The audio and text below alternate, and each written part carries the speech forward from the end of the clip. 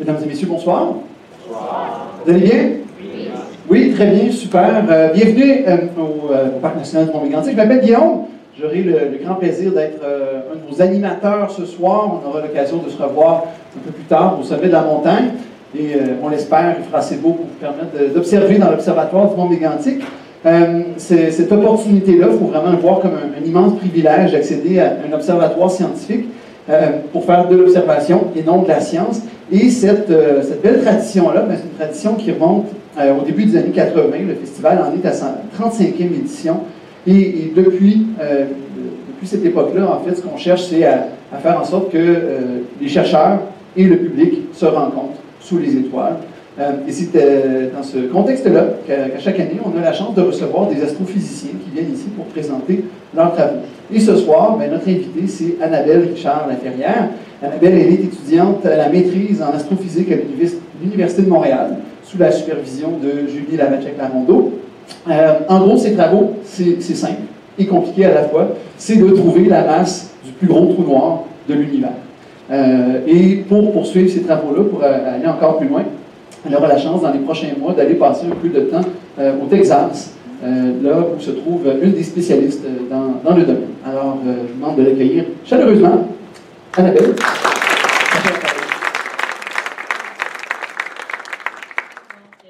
moi c'est Annabelle, comme on vient de me présenter. Je vais vous présenter à la chasse au trou noir. Donc, dans le fond, on va commencer par regarder c'est quoi un trou noir. Regarder un peu c'est quoi l'historique des trous noirs, comment ça a été découvert, comment l'idée est venue. Après, on va surtout regarder comment détecter un trou noir. Il y a 4 façons différentes, donc on va y aller en détail sur les 4. Et finalement, je vais y aller avec qu'est-ce que moi je fais dans ma recherche, comment détecter les trous noirs m'aide dans ma recherche. Donc, commençons par qu'est-ce qu'on fait. Donc, comme la plupart d'entre vous savez peut-être, c'est un objet super compact. C'est tellement compact que rien ne peut s'échapper, pas même la lumière. Donc, pour vous donner une idée, quand vous êtes sur la Terre, il y a la gravité qui nous empêche de nous envoler. Donc, si vous vous mettez à sauter, vous n'allez pas vous envoler. Par contre, on est capable de construire des fusées qui vont assez vite pour sortir de la gravité de la Terre et aller dans l'espace. Par contre, dans les trous noirs, on n'est même pas capable de construire une fusée qui va aller assez vite pour sortir des trous noirs. Dans le fond, on dit que même la lumière ne peut pas s'échapper parce que la lumière, c'est la chose qui va la plus vite dans l'univers. Donc, si la lumière ne peut pas s'échapper, rien ne peut s'échapper. Puis, les trous noirs, théoriquement, c'est assez simple. Il y a seulement 3 paramètres qui définissent ça. La masse, le spin et la charge électrique. On va aller un par un. Donc, premièrement, la masse. Tout le monde sait c'est quoi une masse, dans le fond. Mais qu'est-ce qui est particulier des trous noirs, c'est que ça va tout être dans un point qu'on appelle une singularité. Une singularité, c'est juste quelque chose de très, très, très petit. Donc, toute la masse est dans un endroit super petit. Donc, on dit que c'est très, très dense. C'est pour ça que la gravité est très grande. Mais la masse nous permet d'avoir une taille. Parce que si vous regardez des images de trous noirs, on voit toujours soit une boule ou un cercle noir. C'est pas juste un mini-point. Donc, avec la masse, on est capable de trouver la taille qu'on appelle le rayon de Schwarzschild. Dans le fond, cette taille-là, c'est juste la limite où on dépasse ce rayon-là et on ne peut plus sortir. Cette limite-là, on appelle ça l'horizon des événements. Puis pour vous donner une idée, si on prenait le Soleil, la masse du Soleil, puis on le rapetissait à 3 km de rayon, on obtiendrait un trou noir. Donc c'est super dense, comme vous l'imaginez. Donc après, on a le spin. Ça, c'est seulement à quel point le trou noir tourne sur lui-même. Donc, comme la Terre, le Soleil et comment tous les astres tournent sur eux-mêmes, les trous noirs aussi peuvent tourner. Et finalement, on a la charge électrique, mais en fait, on ne l'utilise pas vraiment parce qu'on se dit que tous les trous noirs sont neutres. C'est quand vous avez, par exemple, 2 aimants, si vous mettez le moins et le plus face à face, ils vont s'attirer. Donc, si un trou noir commence sa vie et est positif, il va attirer toutes les choses qui sont négatives jusqu'à temps qu'il devienne neutre. Une fois qu'il est neutre, ça attire plus rien. Donc, on se dit que tous les trous noirs dans l'univers sont neutres. Donc, en gros, on a seulement 2 paramètres. Ça pourrait être vraiment simple, mais on sait que les trous noirs, c'est pas si simple que ça. Aussi, c'est assez compliqué à les détecter, d'où ma réservation. Donc, après, on va regarder les types de trous noirs. Sur cette gigantesque présentation, on voit vraiment à quel point les trous ultramassifs sont gros. Mais dans le fond, on a les trois types. On a les trous noirs de masse stellaire, les trous noirs supermassifs et les trous noirs ultramassifs.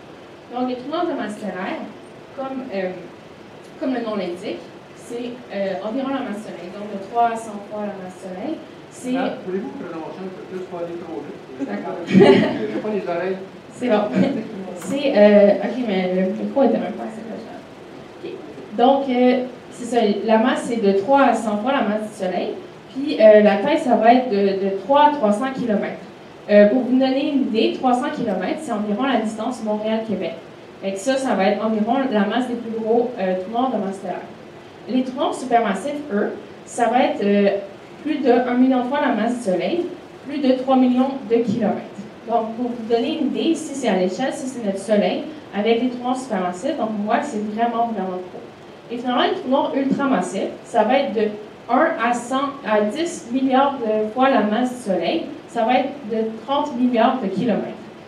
Pour vous donner une idée, ici, vous voyez l'orbite de Neptune. Donc, ici, ça, c'est la taille de notre système solaire. Ici, c'est la taille des trous noirs ultramassifs. Donc, je ne sais pas vous, mais moi, je trouve que c'est vraiment, vraiment gros. Puis c'est ce qui m'a donné envie aussi d'étudier l'astrophysique, parce que je trouvais que les trous noirs, c'était un objet vraiment spécial, vraiment inconnu. Puis je voulais les étudier pour essayer de mieux les comprendre. Surtout, c'est vraiment gros trous noirs. C'est vraiment trop gros trous noirs. Donc, dans le fond, on peut se demander aussi c'est où qu'ils sont, mais c'est comment ils sont formés. Donc, les trous noirs de masse stellaire, ils vont être un peu partout dans les galaxies. Donc, les galaxies, comme vous savez probablement, c'est juste un assemblage d'étoiles. Mais les trous noirs de masse stellaire peuvent être un peu partout dans les galaxies. Mais les trous noirs supermassifs et ultramassifs vont toujours être au centre des galaxies. Donc, on sait que chaque galaxie a un trou noir supermassif en son centre. Mais les trous noirs supermassifs et ultramassifs, en fait, on ne sait pas comment ils sont formés. Ils sont tellement gros qu'on ne sait pas comment ils ont le temps de se former depuis le début de l'univers. Tandis que les trous noirs de masse stellaire, on sait comment ils ont été formés. Dans le fond, c'est quand que des étoiles vont mourir. Donc, quand les étoiles vont mourir, leur couche supérieure va exploser, ce qu'on appelle souvent des supernovas, et le centre va se contracter. Ici, c'est une petite étoile, comme notre Soleil, donc de masse de moins de 1,4 fois la masse du Soleil, ça va donner une naine blanche. Donc, ça, c'est une étoile qui n'est pas très lumineuse, qui est très petite. Mais si c'est de 1,4 à 2 à 3 fois la masse du Soleil, ça va donner une étoile à neutrons. Une étoile à neutrons, en fait, c'est plus vraiment une étoile, ça n'émet plus autant de lumière qu'une étoile. Ça va être très, très, très dense. Une étoile à neutrons va être environ la taille de Montréal, ce qui est quand même petit pour la taille de l'univers. Mais ça, c'est des objets qu'on ne comprend pas très bien encore, c'est très compliqué. L'intérieur aussi est inconnu en grande partie. Ici, c'est plus grand que 2 à 3 fois la masse du Soleil, ça va donner un trou noir. Donc, c'est comme ça que les trous noirs de masse stellaire sont formés. Donc, ici, on va parler un peu d'un bref historique de comment l'idée des trous noirs est arrivée. Donc, c'est arrivé par John Mitchell et Pierre-Simon Laplace en 1993 et 1999. Les deux ont eu l'idée. 1700, je suis vraiment désolée. Dans le fond, les deux ont étudié un peu la gravité newtonienne. Donc, ils se sont dit, tous les astres, ils ont besoin d'avoir une vitesse de libération, comme par exemple sur la Terre, on doit avoir une certaine vitesse pour sortir. C'est ça que les fusées utilisent. C'est un peu la même chose sur tous les astres. Donc, ils se sont dit, il devrait exister une étoile que la vitesse de libération est plus grande que la vitesse de la lumière. Donc, ils se sont dit, bon, les trous noirs devraient exister. C'est pas comme ça qu'ils appelaient, mais c'est là que l'idée. Il a fallu attendre, par contre, à la théorie de la relativité générale par Einstein en 1915 pour avoir plus pensé que ça pouvait exister. Dans le fond, Einstein, c'est pas lui qui a dit les trous noirs existent, mais les équations d'Einstein de la relativité générale montraient clairement qu'il devait exister un objet tel que les trous noirs. Einstein n'y croyait pas vraiment, il n'y a pas beaucoup de scientifiques qui y croyaient parce qu'ils trouvaient que c'était un objet trop bizarre, mais l'idée était quand même là. Il y a Karl Schwarzschild qui, pendant la guerre en 1916, il était dans une tranchée, puis il a résolu ces équations-là, puis c'est lui qui a trouvé le rayon Schwarzschild, dans le fond, qu'on appelle maintenant. C'est pour ça qu'on lui a donné le nom. Mais, comme vous voyez ici, il n'y a rien vraiment qui s'est passé en 1916 et 1958, parce que, encore une fois, les scientifiques n'y croyaient pas vraiment, ne croyaient pas que ça se pouvait, c'était trop farfelu comme idée. il y a David Finkelstein, désolé de la prononciation, qui a continué à étudier un peu, qui a retrouvé les mêmes choses que le Schwarzschild. Donc, les scientifiques ont commencé à plus en parler. En 1977, il y a John Wheeler qui a amené le terme de trou noir, et c'est à ce moment-là qu'on s'est mis à les appeler des trous noirs. Entre-temps, il y a eu beaucoup de développement d'astrophysique stellaire, des télescopes et autres. Donc, ça nous a permis de découvrir le premier trou noir en 1964. C'est un trou noir de masse stellaire qu'on appelle Cygnus X1. On va en parler tantôt, comment on a réussi à le détecter. Mais ça, dans le fond, on a fait des observations en 1964, mais ça a pris jusqu'à 1972 avant qu'on soit d'accord pour que ce soit un trou noir. Puis même à ce moment-là, pas tous les scientifiques étaient d'accord pour accepter l'idée des trous noirs. Ça a pris encore plusieurs années. Puis sinon, en 1998, on a finalement trouvé le trou noir supermassif au centre de notre propre galaxie. On va en parler tantôt comment ça a été fait. Et finalement, en 2015, il y a eu la première détection d'ondes gravitationnelles que vous avez probablement entendu parler. Mais on va aussi en discuter tantôt. C'était vraiment une grosse étape, les ondes gravitationnelles. Et finalement, peut-être un jour, on va découvrir c'est quoi qu'il y a à l'intérieur d'un trou. Donc voilà, on va se mettre tout de suite sur les modes de détection des trous noirs. Donc, 4 façons. La création de matière, le mouvement des étoiles en orbite, les ondes gravitationnelles et l'horizon des événements. Mais premièrement, il faut juste se mettre dans l'idée que le spectre de la lumière, c'est pas seulement le visible. Beaucoup de gens, comme moi, qui pensent que la lumière, c'est seulement qu'est-ce qu'on voit, les couleurs, le bleu, le rouge, le vert. Mais non, c'est vraiment plus grand que ça. Le visible est une petite partie, mais il y a aussi plein d'autres lumières, comme par exemple le radio, l'infrarouge qu'on va parler tantôt après ma présentation, l'ultraviolet qui vient du soleil et les rayons X et ainsi de suite. Ce qui est intéressant ici, c'est qu'ils sont tous en ordre du moins d'énergie au plus d'énergie. Fait que dans le fond, tout ce qui est très, très énergétique va souvent émettre des rayons X. Donc, on va en parler tantôt. Puis ici, j'ai mis des petites vagues juste pour vous rappeler que la lumière, c'est des ondes. On va aussi en parler un peu plus. Donc, voici, on va commencer avec la création de la matière. Donc, il faut penser que les trous noirs, quand on dit les trous noirs aspirent la matière, c'est pas il y a un trou noir, il y a la matière, il est aspiré directement. La matière va commencer par se mettre à tourner autour du trou noir. Ça va faire un disque de matière autour, et la matière qui va être dans le disque, ça va se mettre à frotter une contre l'autre, ce qui va émettre beaucoup, beaucoup d'énergie. Puis comme cette énergie-là est perdue par la matière, ils vont perdre la vitesse, ils vont se rapprocher petit à petit du trou noir avant de tomber dans le trou noir. Puis, juste avant de tomber, il va y avoir aussi des jets qui vont être émis. Fait que dites-vous pas que le trou noir émet de la lumière, c'est pas vrai, rien ne peut s'échapper du trou noir. La lumière qui est émise, c'est la matière juste avant qu'elle tombe dans le trou noir. Puis, comme je vous ai dit tantôt, tout ce qui est très énergétique va émettre des rayons X. Donc, le disque ici va émettre des rayons X, tandis que les jets, qui sont moins énergétiques, vont émettre de la lumière radio. Donc, c'est comme ça qu'on a découvert le premier trou noir. Dans le fond, ce qui est arrivé, c'est que les télescopes rayons X, ça a pris beaucoup de temps avant qu'on puisse en avoir, parce que c'est bien pour nous, mais l'atmosphère terrestre nous protège des rayons X. Mais ça fait aussi que les astrophysiciens ne peuvent pas étudier les rayons X sur la Terre. Donc, il a fallu attendre qu'on envoie des télescopes dans l'espace pour pouvoir étudier les rayons X.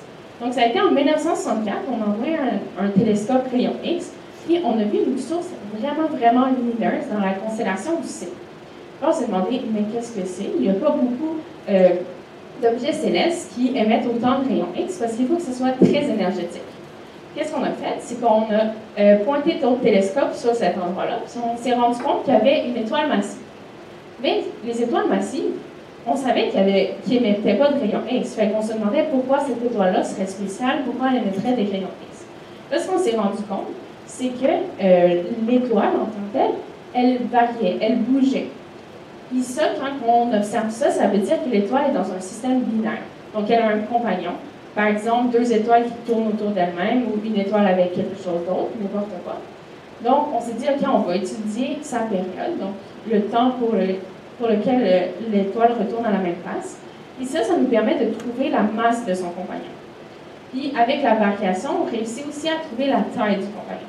Ça nous a donné que son compagnon était de 3 masses solaires avec 44 km de rayon. C'est la seule chose qui pouvait décrire ça, c'était un trou noir. Donc, ça a été la première fois qu'on a réussi à observer un trou noir.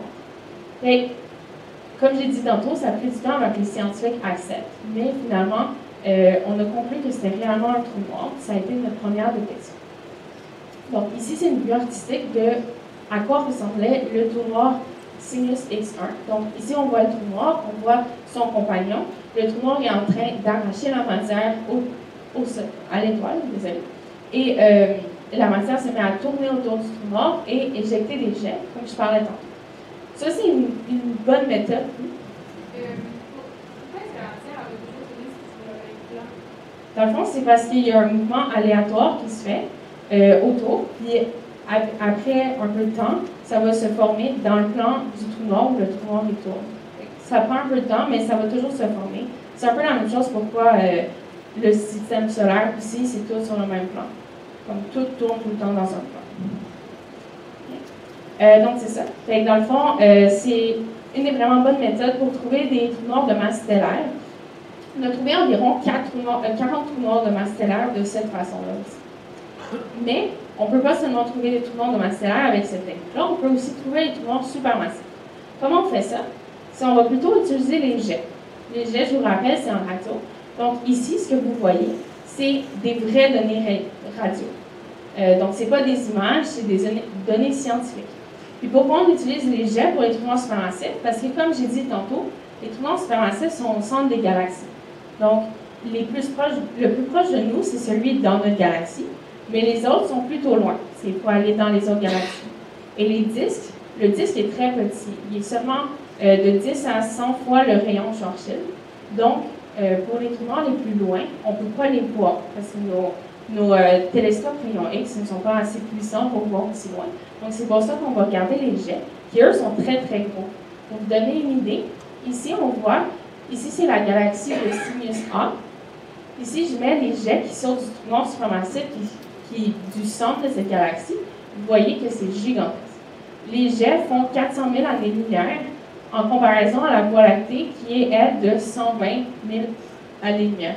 C'est 400 000 années-lumière, 120 000 années-lumière. Donc, c'est plus de 3 fois la taille de la Voie lactée.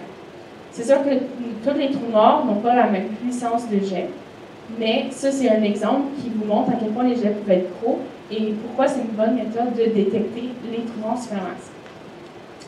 Donc, voici la première méthode. Oui? Peux-tu me rappeler qu'est-ce qu'il y avait dans les jets? Y avait-tu la matière? Dans le fond, c'est des particules qui sont accélérées dans des champs gravitationnels, des champs magnétiques, excusez-moi. Puis ça émet de la radio. Dans le fond, juste des particules qui vont très très vite dans des champs magnétiques, ça émet du radio. C'est ça les jets. Donc, voici pour la première méthode. La deuxième méthode, c'est le mouvement des étoiles en orbite. C'est comme ça qu'on a réussi à découvrir le trou noir au centre de notre galaxie. Donc ici, vous voyez, c'est une image de Camille Boucher qui travaille ici. Mais c'est ça, ici on voit la position de notre trou noir qu'on appelle Sagittarius A étoile. Comment on a fait? C'est qu'on a pris des images optiques des étoiles où on pensait qu'il y avait le trou noir sur plusieurs années, donc de 1995 à 2016, un peu à chaque mois. Puis on s'est rendu compte que les étoiles, ils bougeaient comme s'il y avait quelque chose de très très massif ici. Mais dans nos images, on voyait absolument rien. Fait on s'est dit, OK, la seule chose qui pourrait être là, qu'on ne peut pas voir, mais qui est tellement massif que toutes les étoiles tournent autour, ça doit être un trou noir. Et le mouvement des étoiles nous ont permis de trouver sa masse. Donc, c'est comme ça qu'on a découvert le trou noir au centre de notre galaxie. Après, la troisième méthode, c'est les ondes gravitationnelles que vous avez probablement déjà entendu parler dans les médias et autres récemment, parce que ça a été découvert récemment et ça a fait beaucoup de bruit parce que c'était vraiment important. Dans le fond, les ondes gravitationnelles avaient été pensées par Einstein avec la relativité générale, mais Einstein avait dit qu'on ne serait jamais capable de les détecter parce qu'ils sont vraiment faibles. Mais en fait, 100 ans plus tard, après sa théorie exactement, on a réussi à les détecter. Donc, c'était vraiment très important comme découverte. Donc, Pour mieux les comprendre, je vais devoir vous expliquer un peu le concept de relativité générale. Dans le fond, en relativité générale, l'espace n'est plus en 3D, il est en 4D. On appelle ça l'espace-temps. Puis pour bien le définir, on peut s'imaginer un drap. Si on met des boules de différentes masses, le drap va se déformer. C'est un peu comme ici. Si on met la Terre sur le drap qui représente l'espace-temps va se déformer. Et ici, on voit la Lune. Il va se déformer aussi, mais un peu moins parce qu'il est moins massif. Donc, c'est ça qui se passe. Puis, ce qui est intéressant, c'est que quand deux objets tournent une autour de l'autre, ça va faire des vagues dans l'espace-temps. N'importe qui tourne autour un de l'autre, ça ferait des vagues, mais ils sont tellement petites qu'on ne pourrait pas les détecter. C'est juste quand les objets sont très massifs, les vagues sont assez grosses pour être détectées. Donc ici, on peut voir, les deux objets tournent, ça fait des vagues dans l'espace-temps. Et juste avant qu'ils collisionnent, les vagues sont plus grosses. C'est ça qu'on va être capable de détecter. Mais même si elles sont plus grosses parce que les deux objets sont très massifs, c'est quand même très, très petit. C'est très, très dur à détecter. C'est pour ça que si deux trous noirs collisionnent loin dans l'univers, vous n'allez rien ressentir parce que c'est tellement petit comme changement. Qu'est-ce qu'on a dû faire? C'est qu'on a construit des détecteurs. Et comment les détecteurs sont faits? C'est que c'est deux bras perpendiculaires un l'autre. Chaque bras est de 4 km de long. Et ce qu'on a fait, c'est que dans le fond, il y a un laser ici qui envoie de la lumière dans les deux bras en même temps. La lumière, qu'est-ce qu'elle va faire? C'est qu'elle va se séparer. Donc, l'onde de la lumière, je vous explique, elle va se séparer. Puis elle va revenir sur ses pas. Ici, les deux bras sont de la même longueur, ils devraient revenir exactement identiques. Fait que ça devrait refaire exactement la même chose qu'ici, un par-dessus l'autre. Mais si les bras ne sont pas de la même longueur, il va y avoir un décalage entre les deux ondes qui vont revenir. Puis ce décalage-là, c'est ça qu'on va mesurer. Puis c'est ça qui va nous montrer qu'il y a eu une onde gravitationnelle qui a déformé l'espace-temps. Mais cette déformation-là est très, très, très petite.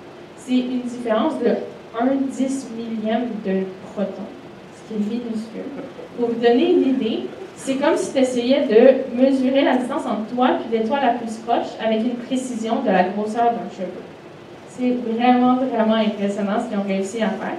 C'est pour ça qu'Einstein pensait que ça n'allait jamais être possible, mais ça a été fait. La première détection a été faite en septembre 2015. Elle a donné le prix Nobel au constructeur de ce détecteur-là en 2017, parce que c'est vraiment une découverte importante dans l'histoire. Ici, ce que vous voyez, dans le fond, c'est la détection des deux détecteurs.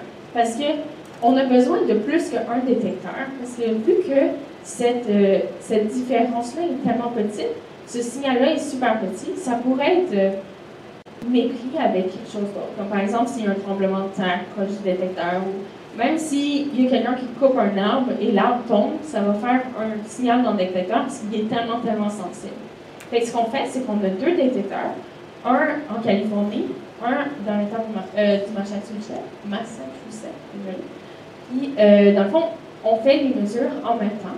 Ici, les deux détecteurs ont le même signal, un signal qu'on sait reconnaître comme étant non gravitationnel. On sait qu'on a fait une détection. Et c'est ça qui s'est passé ici. On voit que les deux signaux sont vraiment pareils. Donc ici, on les met un par-dessus l'autre. Et ce qui est vraiment le fun avec les ondes gravitationnelles, c'est que juste cette petite détection-là nous permet de trouver la masse et le spin des deux trous noirs avant qu'ils collisionnent et du trou noir après la collision. Fait que ça nous permet d'avoir tous les paramètres nécessaires sur le trou noir avec juste un petit signal comme ça.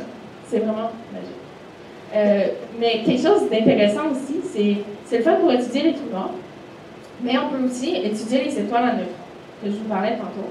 Ce qui est bien avec les étoiles à neutrons, c'est que c'est fait de matière. Les trous noirs, c'est noir, il n'y a pas grand-chose quand ils se fusionnent ensemble, ça devient juste un plus gros trou noir. Les étoiles à neutrons, eux, quand ils se fusionnent, ça fait une grosse explosion de matière. Fait que ça fait aussi un disque des jets, comme je vous parlais des trous noirs. Ce qui fait que c'est très intéressant, c'est qu'une fois qu'on fait la détection d'ondes gravitationnelles, on peut dire à plein de télescopes sur la Terre, regardez à cet endroit-là, il vient d'avoir une fusion entre deux étoiles à neutrons. Fait qu'est-ce qui est arrivé en août 2017? C'est qu'il y a eu une détection, puis tout de suite après, il y a 70 télescopes sur la Terre et dans l'espace qui sont allés regarder directement cette détection-là. Puis ça nous a permis de mieux comprendre c'est quoi qui arrive une fois que les étoiles à neutrons se collisionnent, un peu mieux comprendre c'est quoi la consistance des étoiles à neutrons. C'est vraiment intéressant pour la science. Donc ici, ce que vous pouvez voir, c'est les données Hubble tout de suite après. Donc on voit la collision était le 17 août. On voit que plus le temps avance, moins ça devient brillant parce que la collision a été faite, ça se tranquillise. Mais on voit ici aussi, ça c'est Chandra, qui a un télescope en rayon X. On voit qu'il y a une grosse émission en rayon X. Puis, ce qui est intéressant, c'est qu'on a toujours pensé que quand deux étoiles à neutrons allaient collisionner, il allait avoir un sursaut de rayon X. Mais on n'avait jamais pu le prouver parce qu'on n'avait jamais pu observer une fusion. Mais là, on sait que c'est vrai. C'est une autre vraiment belle découverte. Et ces données-là de Chandra ont été prises par une professeure à l'Université de McGill. Donc, c'est vraiment bien pour la recherche au Québec. Et ce qui est intéressant aussi, c'est que depuis cette détection-là, on a 3 détecteurs à ondes gravitationnelles. Il y a encore les 2 aux États-Unis, mais il y en a aussi un maintenant en Italie, ce qui permet d'avoir des données encore plus précises sur les ondes gravitationnelles. Donc, c'est vraiment une belle méthode. Et finalement, on a la méthode de l'horizon des événements. Ça, c'est encore une méthode encore plus récente que les ondes gravitationnelles. Dans le fond, ce qui arrive, c'est, comme je vous parlais, il y a le disque d'accrétion, les jets. Puis si on regarde, vous avez le disque d'accrétion, si on le regarde comme ça, ce qu'on va voir, c'est qu'il va y avoir de la matière qui va venir vers nous, il y a de la matière qui va aller loin de nous. Comme ici, ça tourne comme ça, donc eux vont vers nous, lui va vers nous. Mais un trou noir, c'est tellement massif que ça va déformer l'espace-temps autour de lui. Donc, ce qu'on penserait voir quand tu regardes un disque de lumière, ça va vraiment plus être la même chose. Ce qui est intéressant aussi, c'est que la lumière qui vient vers nous va être vraiment brillante, tandis que la lumière qui va loin de nous va être plus sombre. On va vraiment moins la voir. Quand on a fait des simulations, voir qu'est-ce qu'on pourrait observer si on était capable de faire cette observation. Ce qu'on a vu, c'est que c'est ça qu'on serait capable de voir. Fait que tu vois vraiment le disque qui tourne, la matière qui va vers nous, tu ne vois pas vraiment la matière qui s'en va loin de nous. Mais ce qui est super intéressant, c'est qu'on voit la silhouette du trou noir. Fait que c'est la première fois qu'on va être capable de faire une photo d'un trou noir, de vraiment voir directement un trou noir. Parce que toutes les autres méthodes que je vous ai parlé, c'est un peu indirect, les détections. Mais ici, c'est vraiment le trou noir que vous êtes en train de voir. C'est vraiment impressionnant, finalement. Mais c'est ça l'affaire, c'est que c'est très difficile à observer. Parce que, comme je vous ai dit tantôt, le disque d'accrétion est tellement petit qu'on n'est pas capable de l'observer. Il est trop proche du trou noir. Donc, il faut se demander qu'est-ce qu'on peut faire pour voir quelque chose de très petit. En gros, en astronomie, pour voir des choses plus petites, avoir plus de détails, il faut qu'on ait les miroirs les plus gros, donc les télescopes les plus gros possibles. Donc, on a essayé de voir ça. Là, on s'est dit, OK, comment on serait capable de voir aussi proche d'un trou noir? On s'est rendu compte qu'il faudrait qu'on soit capable de voir 500 fois mieux les détails que Hubble. Mais Hubble, je ne sais pas si vous savez, mais c'est un télescope vraiment puissant. Il fait des vraiment belles images avec vraiment beaucoup de détails. Comment on peut faire 500 fois mieux? On s'est rendu compte que pour faire ça, il faut qu'on ait un télescope de la taille du diamètre de la Terre. C'est gros. Mais on a une technologie à la rescousse. Dans le fond, quand on observe en radio, les télescopes radio, ça ressemble à des grosses antennes comme ça. Et encore une fois, en radio, on peut toujours avoir les plus grosses antennes possibles. La plus grosse antenne, c'est 500 mètres de diamètre. Ça a été fait en Chine très récemment. Mais ici, ce que vous voyez, c'est le VLA, qui est au Nouveau-Mexique, aux États-Unis. C'est 25 mètres de diamètre. Et ici, ce que vous voyez, c'est 27 antennes. Comment on fait? C'est qu'on met 27 antennes en forme de Y. Et là, ce qui est intéressant avec la radio, c'est qu'on peut additionner le signal de chaque antenne. Donc, dans le fond, à la place d'avoir juste le signal d'une antenne, on a le signal de plein d'antennes ensemble. Puis, la grosseur du miroir, comme du télescope, ça va être la plus grande distance entre les antennes. Donc, on va dire ici, ça serait la distance entre, par exemple, comme cette antenne-là et cette antenne-là. Fait qu'on s'est dit, OK, on pourrait juste mettre des antennes un peu partout sur la Terre, puis ça nous permettrait d'avoir un télescope du diamètre de la Terre. Fait que c'est ça qu'on a fait. Donc, on a 8 télescopes qui se sont mis ensemble pour former ce gigantesque télescope qu'on appelle Event Horizon Telescope. Puis, en ce moment, on a des données. Ils ont été prises le 17 avril 2017, il me semble. Mais ils n'ont pas été encore sortis parce qu'ils sont en train d'être traités pour être sûr que qu'est-ce qu'on observe, c'est bien ce qu'on veut, que c'est pas à cause de problèmes des instruments, des choses comme ça. Mais juste pour vous donner une idée, ça serait ça qu'on devrait observer.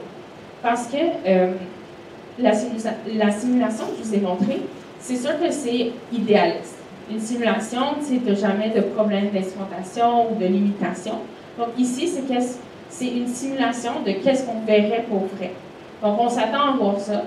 Donc restez à l'affût. Les données vont bientôt sortir. Ça va être intéressant. Donc c'est vraiment ça pour les 4 modes de détection. Donc il y a quand même plusieurs façons de détecter un trou noir.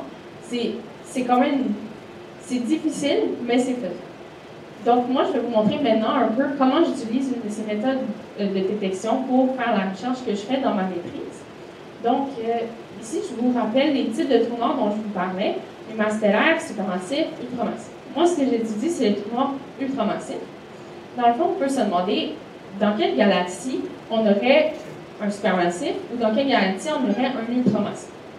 Donc, comme je vous ai dit, les supermassifs sont dans les galaxies, comme par exemple la Voie lactée, mais les trous noirs ultramassifs, eux, vont être dans des galaxies qui sont dans des amas de galaxies. Donc, les amas de galaxies, c'est un assemblement d'environ 1000 galaxies qui sont liées ensemble par la gravité.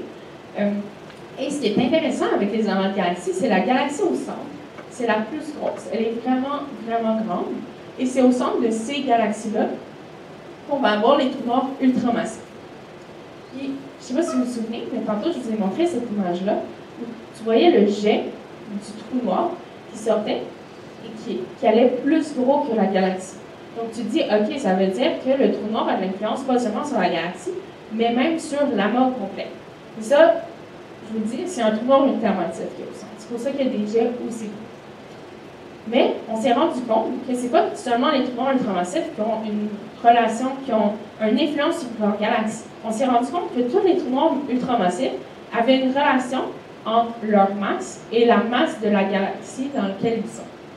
Donc, plus le trou noir est gros au centre, plus la galaxie est grosse. Mais comment, pourquoi? On ne comprend pas trop comment cette relation-là existe. Parce que, juste pour vous donner une idée, la relation entre un trou noir supermassif et sa galaxie, c'est un peu comme un sous-noir et la Terre. Est-ce qu'un sous a une influence sur la Terre au complet? Non. Alors pourquoi un trou noir supermassif aurait de l'influence sur sa galaxie? Donc, c'est pour ça qu'on ne comprend pas trop cette relation-là, mais le problème, c'est que ça veut dire que, vu que les trous noirs sont reliés avec les galaxies, ça veut dire que pour comprendre l'évolution des galaxies, il va falloir qu'on comprenne l'évolution des trous noirs. Donc, ce qu'on veut, c'est de comprendre le mieux possible cette relation-là. Donc, d'avoir le plus de points expérimentaux pour être bien certain que cette relation est vraie et pour essayer de mieux la comprendre. Ce qu'on s'est rendu compte, c'est qu'il y a seulement 4 trous noirs qui ont une masse de plus que 10 milliards de masses solaires. Donc, nous, on a étudié un peu différents amas, différentes galaxies, puis on s'est rendu compte qu'il y a une galaxie précisément qui aurait un trou noir qui devrait être au moins 10 milliards de masses solaires, mais qui pourrait même être 100 milliards de masses solaires. Ça serait le premier. Donc, ce qu'on a fait, c'est qu'on a demandé des données de Hubble. On a réussi à les avoir, même si c'est très difficile d'avoir ces données-là. Ma superviseure de recherche en 2016 a été la seule au Canada à avoir des données sur Hubble. Donc, c'est très, très convoité. Donc, on était très contents d'avoir ces données-là. Et ce qu'on fait avec, c'est qu'on va étudier le mouvement du gaz autour du trou noir. Donc, c'est un peu comme je vous expliquais tantôt, on avait étudié le mouvement des étoiles autour de nos trous noirs supermassifs. Mais pour les galaxies qui sont très, très loin, on ne peut pas regarder les étoiles individuellement, c'est trop petit. Donc, on va regarder le gaz à la place. Donc, on va regarder le mouvement du gaz autour du trou noir. Et avec des équations qu'on connaît, ça va nous permettre de trouver la masse du trou noir. Donc, c'est vraiment ça que je fais dans ma maîtrise. Donc, voilà. Avez-vous des questions?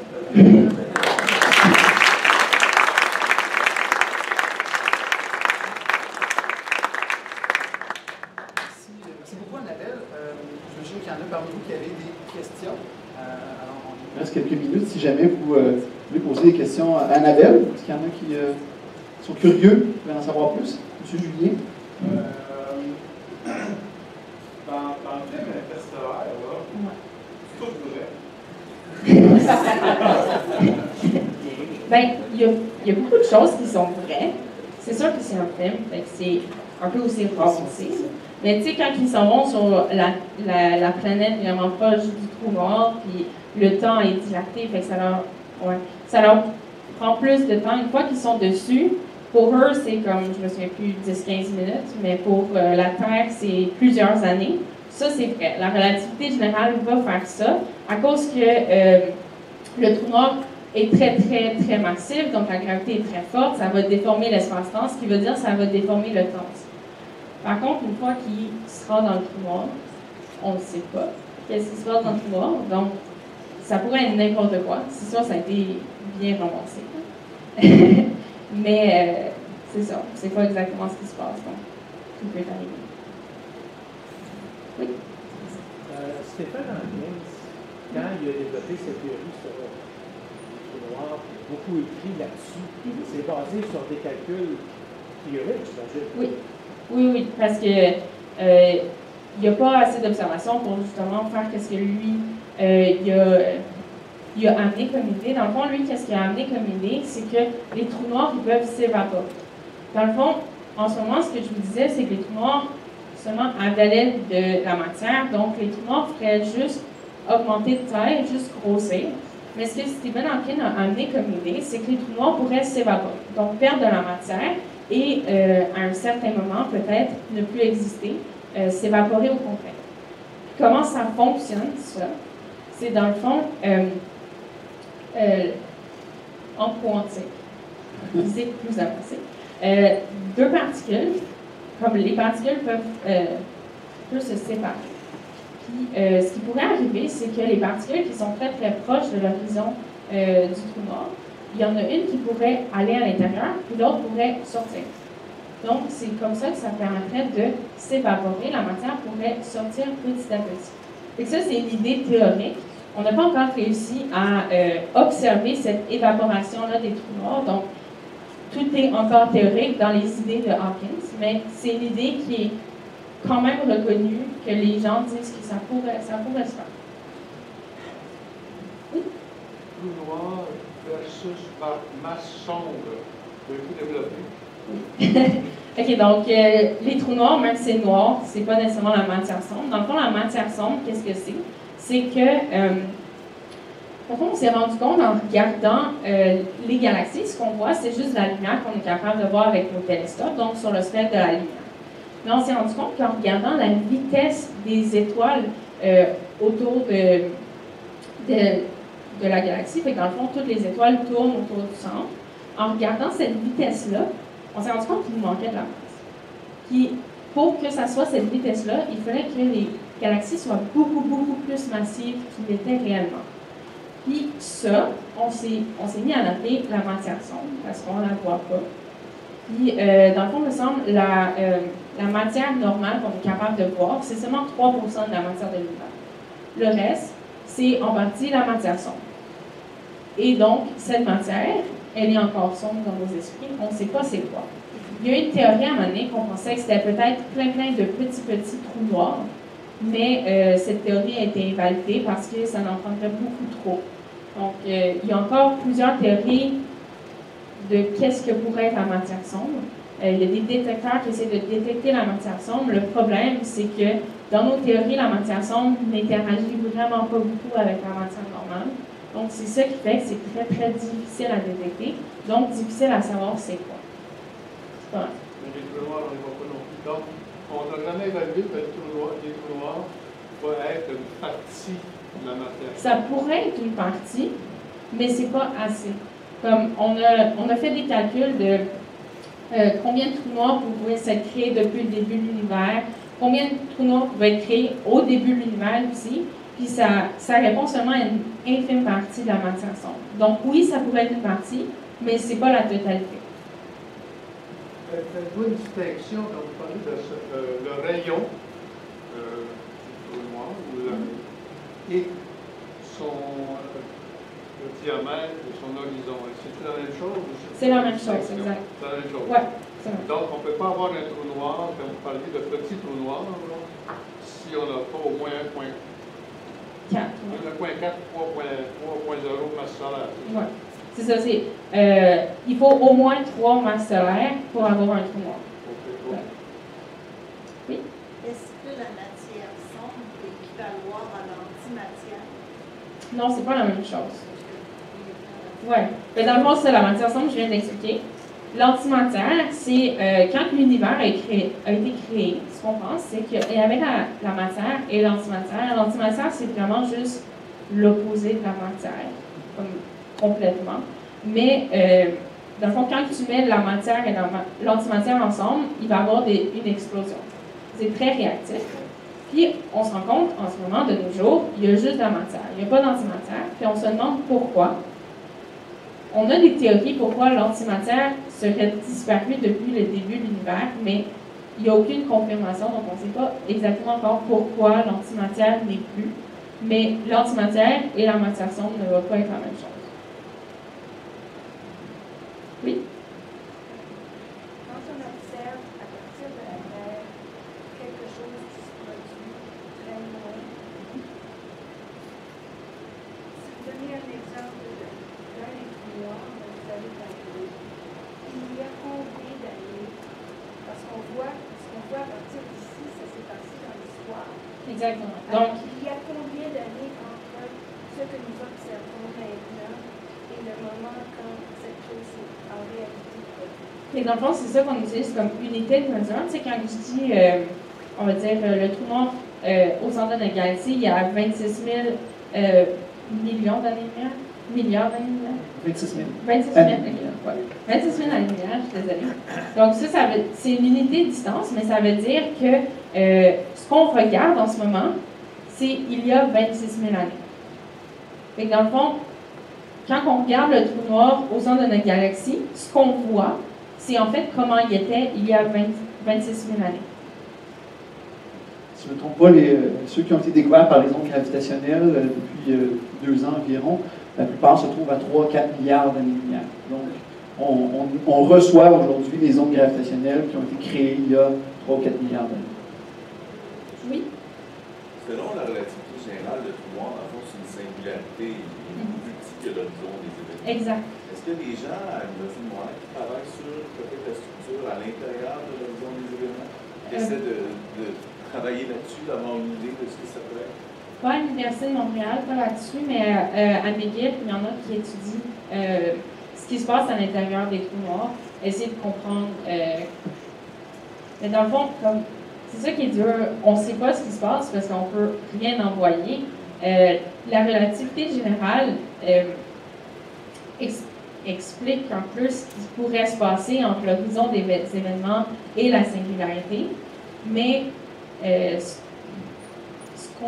qu'on pense avec les équations, on sait que ça ne va pas être exactement ça, parce que les équations, c'est s'il n'y a rien d'autre qui se passe autour, parce qu'une fois que tu rajoutes juste le fait que ce trou noir-là n'est pas seul, il y a tellement de choses qui arrivent qu'on ne peut pas être certain de ce qui se passe. Mais comme en général, si on a un trou noir seul, ce qui va arriver si on passe l'horizon des événements, si le trou noir est assez gros, on va juste rentrer. Dans le fond, ce qui est spécial avec la relativité générale, c'est une fois que tu rentres dans l'horizon des événements, le temps et l'espace vont s'inverser. Et dans le fond, dans la vie ici, tu peux bouger dans n'importe quelle direction, mais tu es obligé d'aller en avant dans le temps. Tu ne peux pas reculer dans le temps. Mais quand tu rentres dans un trou noir, c'est l'inverse. Tu ne peux plus aller n'importe où, tu es obligé d'aller par en avant. C'est ce qui fait qu'une fois que tu rentres dans l'horizon des événements, tu ne peux plus sortir. Tu vas nécessairement tomber jusqu'à la singularité. Une fois la singularité, à voir. Peut-être qu'un jour on découvrira, mais en ce moment on ne sait pas ce qui arrive. Mais c'est ça qui arrive quand tu rentres dans l'horizon, tu es obligé d'aller vers l'avant. Donc tu es obligé de continuer à tomber sur la singularité. D'autres questions? Ben là-dessus, mesdames et messieurs, on va remercier encore une fois Mme Annabelle pour sa présentation. Merci beaucoup. Si votre enfant Annabelle, tu vas être en haut un petit peu ce soir, alors vous aurez peut-être l'occasion de la croiser à l'observatoire et de lui poser d'autres questions. Donc, merci beaucoup pour votre attention. Il est actuellement 19h48. Dans une douzaine de minutes, pour les gens des groupes A et B, ici même, il y a Philippe qui va vous parler d'infrarouge. S'il y a des gens des autres groupes, ça sera un petit peu plus tard pour vous. Alors, bonne soirée à tous et à toutes. À bientôt. Merci beaucoup.